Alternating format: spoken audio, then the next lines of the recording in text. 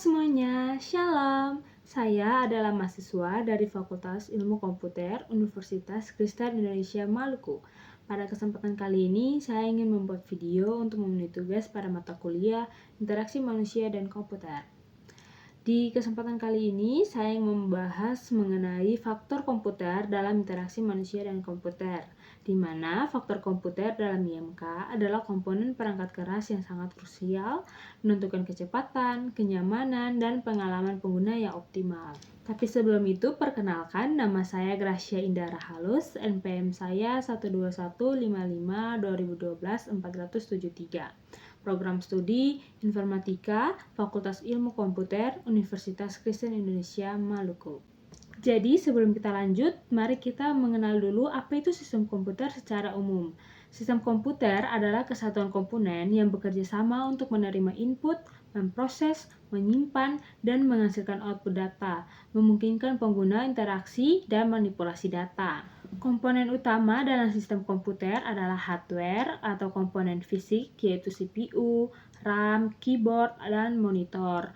Lalu ada juga software, yaitu program pengatur fungsi, misalnya sistem operasi dan aplikasi. Lalu ada juga brainware, yaitu pengguna yang mengoperasikan sistem. Mengapa sih sistem komputer itu harus memiliki respon yang cepat dan antarmuka yang mudah?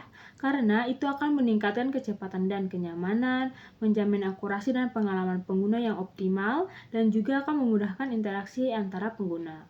Nah, sekarang peralatan masukkan teks. Fungsinya adalah perangkat untuk memasukkan huruf, angka, dan simbol ke komputer dalam IMK. Dalam prinsip IMK, ini mendukung kenyamanan, tata letak, familiar, dan minim kesalahan input. Jenis perangkatnya ada keyboard fisik, ada virtual keyboard, ada voice input, dan juga scanner OCR. Nah, selanjutnya adalah peralatan penempatan posisi dan penunjuk. Fungsinya adalah perangkat ini digunakan untuk menggerakkan pointer dan memilih objek pada layar. Mereka ini adalah antarmuka kunci untuk interaksi presisi dalam IMK. Nah, peralatan ini memiliki akurasi dan kemudahan navigasi, yaitu faktor utama dalam IMK adalah akurasi, kemudahan navigasi, dan kenyamanan penggunaan jangka panjang. Presisi sangat penting untuk tugas yang detail. Contoh perangkat petunjuk itu misalnya mouse yang memiliki presisi tinggi, lalu ada touchpad yang terintegrasi, lalu ada stylus untuk menggambar, lalu ada juga touchscreen untuk sentuhan langsung. Nah, contohnya adalah mouse untuk desain grafis yang memiliki presisi lebih tinggi dibandingkan dengan touchpad. Kemudian ada peralatan output. Fungsinya adalah perangkat yang menampilkan hasil pemrosesan komputer kepada pengguna. Output ini berfungsi sebagai feedback yang memberitahu bahwa sistem sudah memproses perintah dengan benar. Contohnya, notifikasi data berhasil disimpan. Jenis-jenis output ada monitor, speaker, maupun proyektor. Kriteria output yang baik adalah mudah dibaca, resolusi yang jelas, warna nyaman di mata, suara jelas, dan juga feedback yang cepat. Selanjutnya adalah pencetakan atau printing. Nah, ini penting karena ini adalah output fisik data digital, di mana sangat esensial untuk aktivitas akademik dan juga perkantoran. Nah, jenis-jenis printer ini ada inkjet, ada laser, ada thermal, dan juga ada dot matrix. Nah, ada beberapa fitur IMK dalam proses pencetakan atau printing, di mana ada print preview, ada pengaturan margin dan ukuran kertas, lalu ada juga jumlah halaman, lalu ada juga status proses printing. Nah, contohnya adalah print preview. Jadi, Microsoft Word menyediakan print preview untuk mengurangi kesalahan cetak dan memaksimalkan output sesuai harapan. Nah, selanjutnya ada memori, di mana memori adalah tempat penyimpanan data sementara maupun data permanen. RAM menangani data aktif untuk tugas instan, sementara penyimpanan seperti SSD atau HDD menyimpan file untuk masa depan. Keduanya ini bekerja sama demi kecepatan dan efisiensi dari komputer.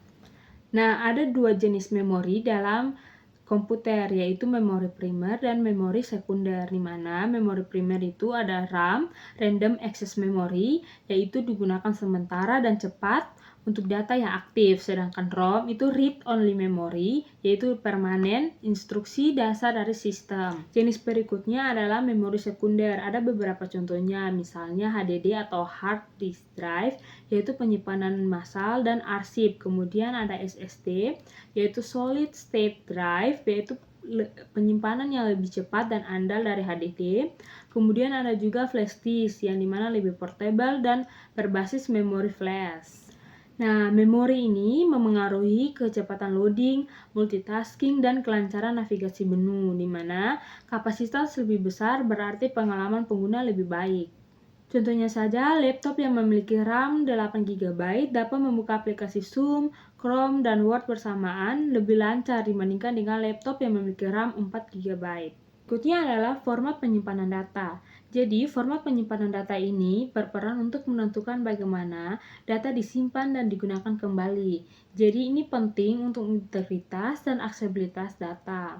Nah, ada juga kriteria format yang baik, di antaranya adalah kompatibel lintas perangkat, lalu juga aman dan menjaga kualitas data, kemudian ada mudah dibuka dan diakses. Nah, contohnya itu penggunaan pada format PDF, yaitu tugas dikirim dalam format PDF agar tampilan tulisan dan gambar tetap sama saat dibuka di perangkat lain.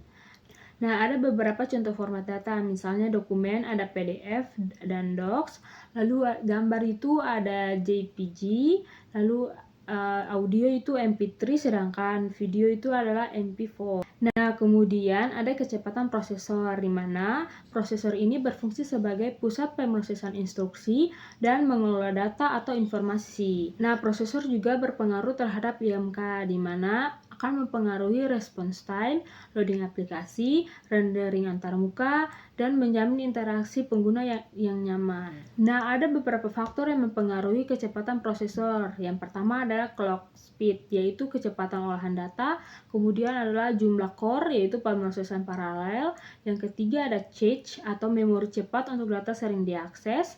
Lalu ada arsitektur CPU, yaitu desain internal dan efisiensi. Jadi kesimpulannya, pentingnya faktor komputer itu mempengaruhi interaksi pengguna dengan sistem, menentukan kecepatan, kenyamanan, akurasi, dan pengalaman, lalu juga mencakup input, output, memori, penyimpanan, dan prosesor. Dan desain dan pemilihan yang tepat itu adalah kunci pengalaman yang optimal. Nah, ada juga kunci pengalaman pengguna yang efisien dan nyaman, yaitu perangkat keras dirancang dengan baik, sistem responsif, antarmuka mudah dipahami, lalu ada juga akurasi dan kemudahan navigasi input. Kemudian ada output yang jelas, feedback yang cepat. Lalu ada memori dan penyimpanan sistem yang efisien. Lalu juga ada prosesor cepat untuk respon sistem. Nah, berikut adalah referensi yang saya gunakan dalam menyusun materi pada video kali ini. Terima kasih telah menyaksikan video ini hingga selesai. Semoga materi yang saya paparkan dan saya jelaskan bisa dipahami dan dimengerti. Sampai jumpa pada video selanjutnya dan shalom!